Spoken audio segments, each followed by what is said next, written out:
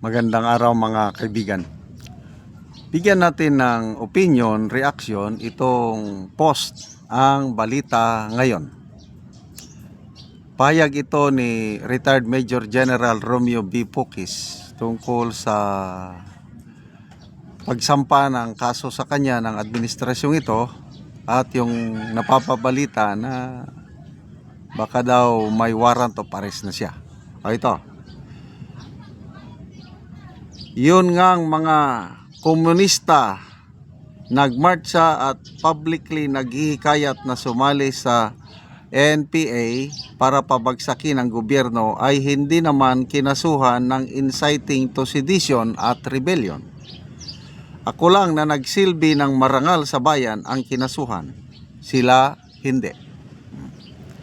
Ito ang mariing pahayag ni Air Force retired Major General Romeo B. Puquis sa gitna ng mga umuugong na balita hinggil sa umano'y nalalapit na pag-aresto sa kanya kaugnay ng kasong inciting to sedition at rebellion.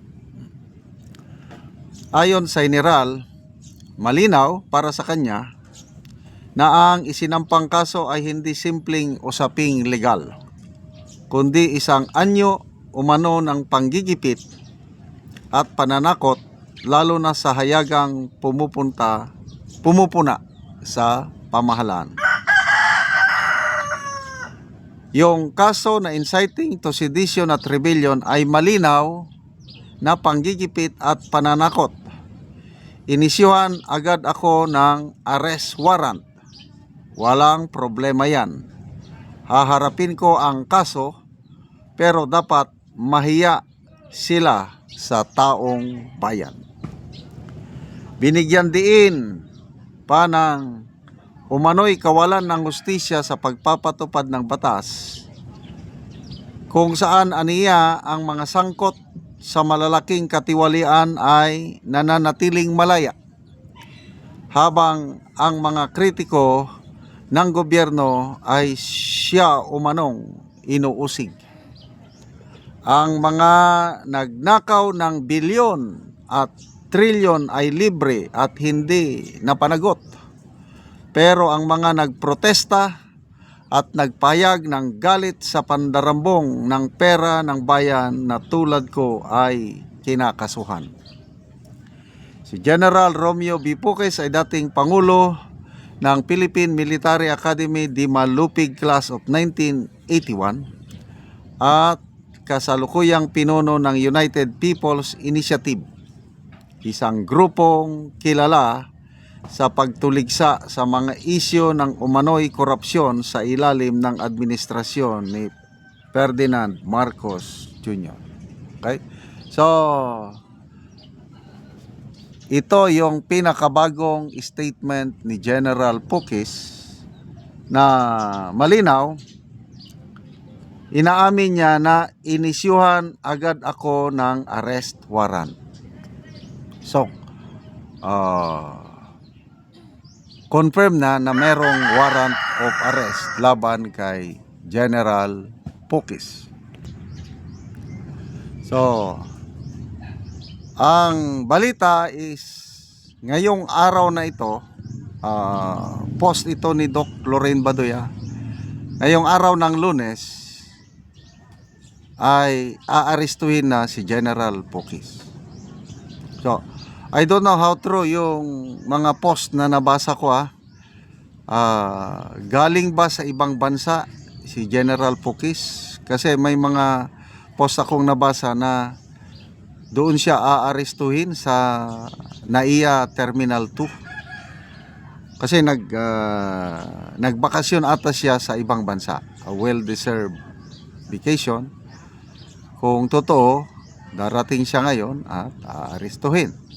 Okay, may nabasa ko kanina na paliwanag ni Attorney Anthony Lodalvi Vista tungkol sa kaso na naisampa kay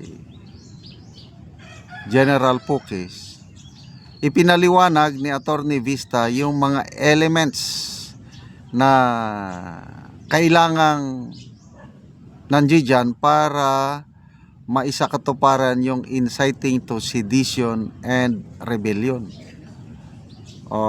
Sa aking naintindihan, sa pagpapaliwanag ni Attorney Vista is halos wala yung elemento ng direktang paghihikayat sa mga tao na lumahok sa violenting pamamaraan para pabagsakin ang gobyerno. Ako rin, sa mga narinig ko lang na salita niya o mga post na payag niya, wala naman akong na-monitor. I don't know, baka wala ako, hindi ko narinig. Kaya lang, agree ako sa payag ni General Pokis na ang mga kalaban ng gobyerno, mga komunista, more than 50 years na sila na nananawagan openly na pabagsakin ang gobyerno at gumagamit ng dahas, violence, itong mga makakaliwa, yung armado nilang kilusan, yung NPA, alam nyo na, New People's Army. Wala man silang kaso na inciting to sedition and rebellion. So kung sino pa, agree ako, nang nagsilbi ng marangal, halos nauna lang ng konti sa akin si General Pokis kasi 1983 ako pumasok sa military service, yan naman 81. So nagkasunod kami.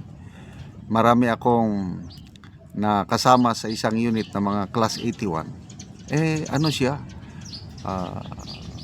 Very respectable yung kanyang military service. He's a bemedaled, decorated Air Force officer na kung ginusto lang sana niya, siya sana ang pinakabatang general na mapropromote nung mga panahon iyon dahil sa extraordinary accomplishment niya. Kailang hindi niya tinanggap yung offer sa kanya na ma-promote ahead of his senior class sa PMA dahil ayaw niyang masira yung professionalism sa armed forces. Ganyan ko kakilala si General Pokis. Kaya pagdasal natin siya kung ano ang mangyari sa kanya, kung matuloy na ba ngayon yung pag-aresto. Ang alam ko naman is bailable itong kasong ito, kaya importante yung makalabas siya at harapin niya ang kaso sa korte. Salamat mga kaibigan sa inyong pagsubaybay sa ating channel. Nakakatulong kayo ng malaki sa tribong Talandig ng Bukidnon dahil ang sweldo natin sa channel na ito is pantulong sa tribo. Namimigay tayo ng libreng yero at pako para makapagpatayo sila ng mas maayos na tirahan. Panoorin niyo ang video na ito. O karon mo na ni si Lolo ang matagaan og yero. So matagaan si Lolo og yero kay makatop siya karon.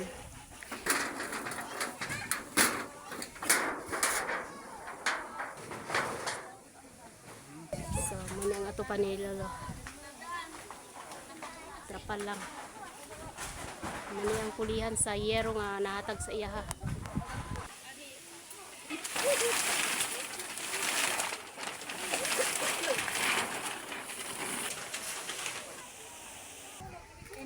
Inulit man na yan.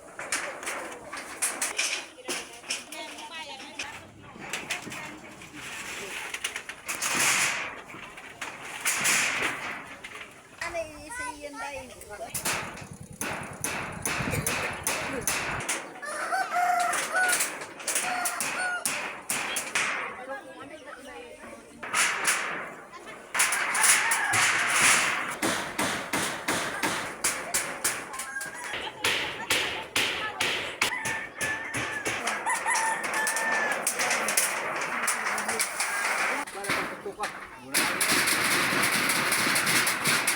So human na gyud og ato si so nindot na gid kaayo ay nahuman na og atop ang iyang balay.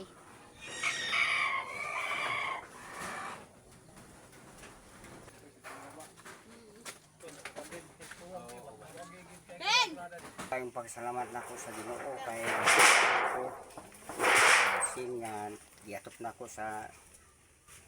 ako ng trapal Oh, nga giatop nimo sa imong balay kay trapal lang.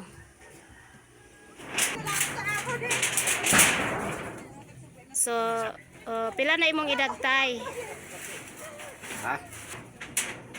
Hintay sa sintes. So, si tatay 67 na siya. Salamat ako kay nakatok na ko. Sige tay, salamat pod.